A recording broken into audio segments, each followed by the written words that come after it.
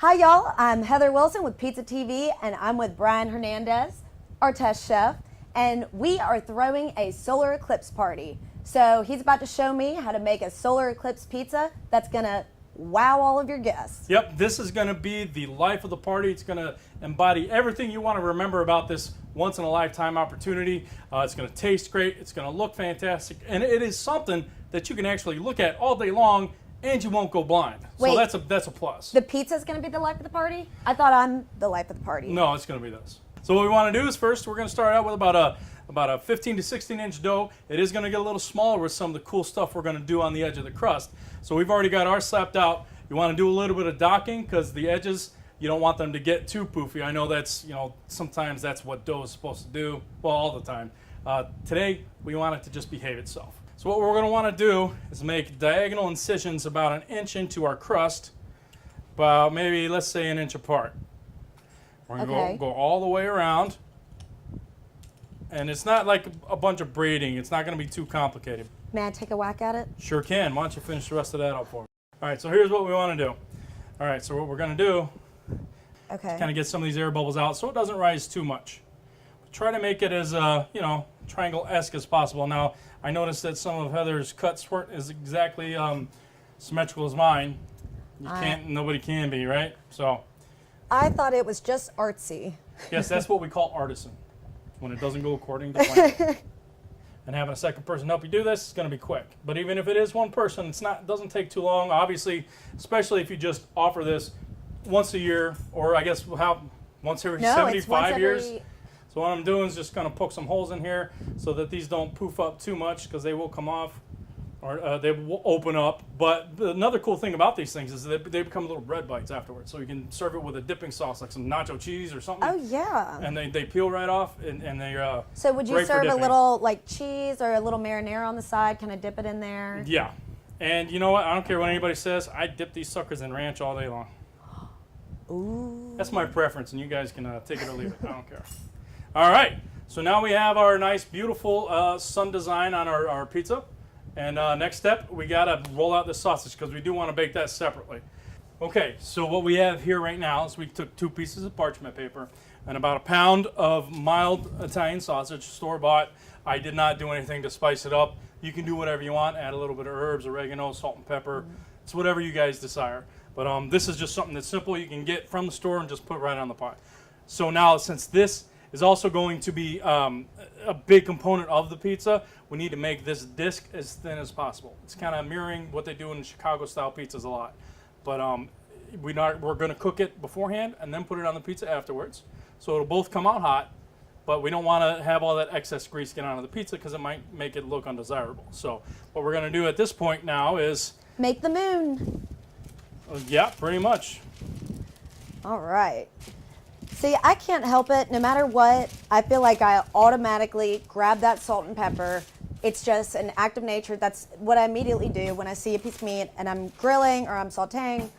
No matter what, I put salt and pepper. But with this sausage, you don't have to do that. You don't have to add any spices, and it's still really fresh and really good.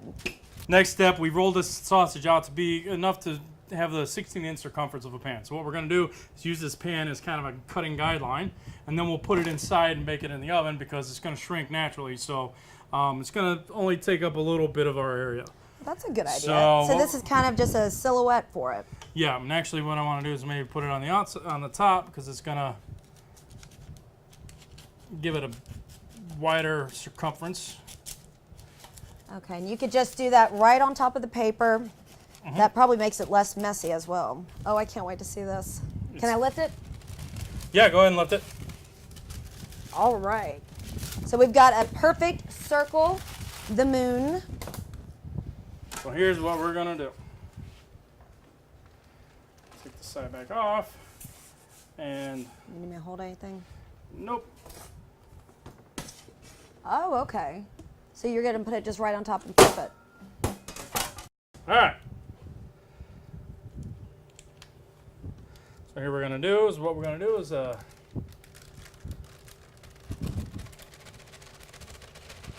slowly but surely remove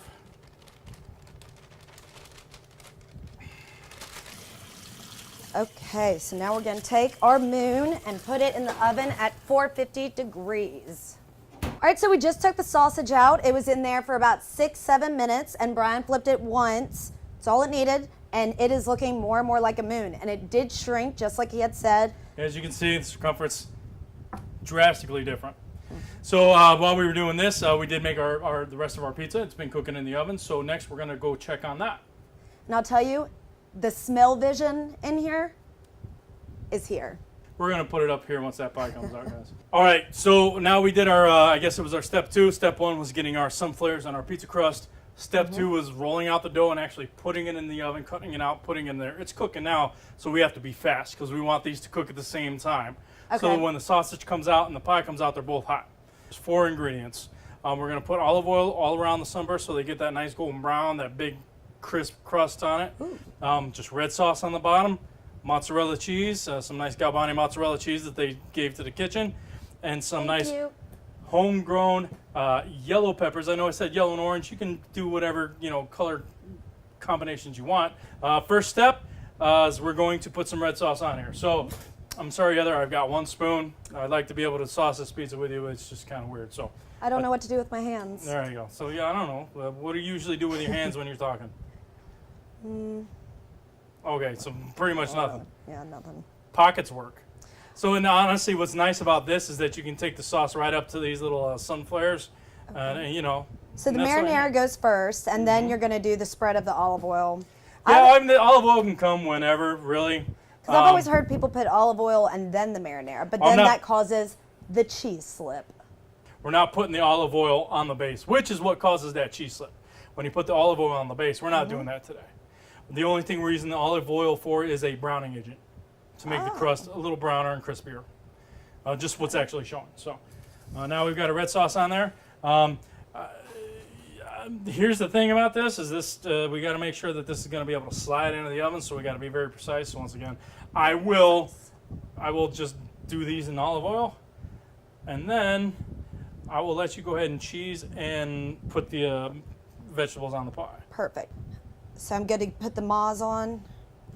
Yeah, please get it all the way up to the edge of the sunburst. All right. More on the pizza than on the table, please, if you please. So, all right. So next thing, what we want to do here is we want to add our sunbursts. Ooh. So what we want to do, we know our disc is going to be about this big, right? We just want to go. Let's save half of this if you can. Okay. Now I'm learning this just as y'all are. I have no idea what he came up with, and I gotta tell you, this is easy. So just cover half of this. Yeah, let's just do half because we know that the disc is gonna. There's this section right here, this kind of Venn diagram where the sausage is gonna get some peppers underneath it, and that's okay. Brian has trusted me with his peel. I'm honored. Put that down. I didn't say you could touch that. All right. All right, so here we go. We've had this pie in there. It's about ready. We've had our sausage in there. We just pulled it out. Now we got to check our pizza, and look at that. She is golden brown. She's looking like the sun. Go ahead and get her out of there before she burns. Solar flares. Yep, you got the nice down angle. All right, cool. Very, very, very nice. The pressure.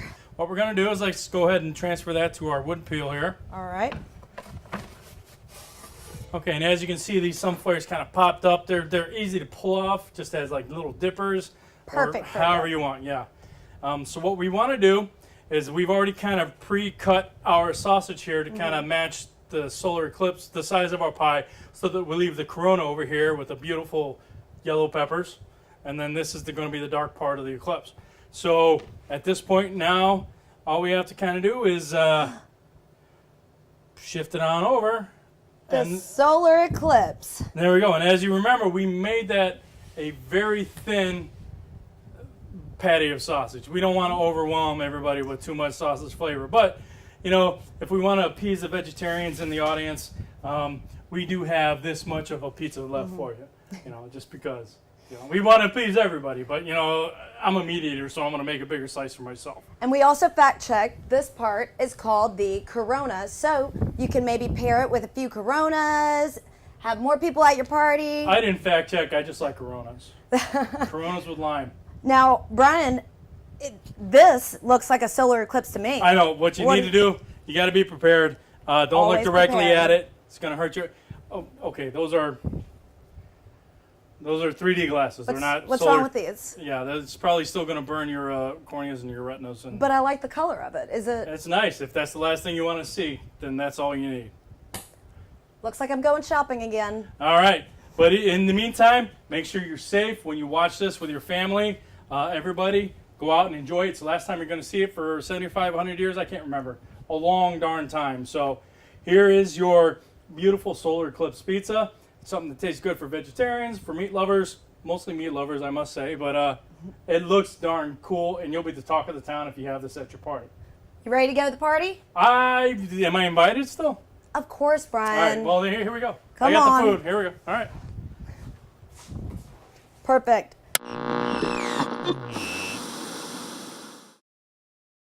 See you on the dark side of the moon. All right, ready? I mean, we can call them. What's it, like $10,000 for rights to that song? It's no big deal. Something like that.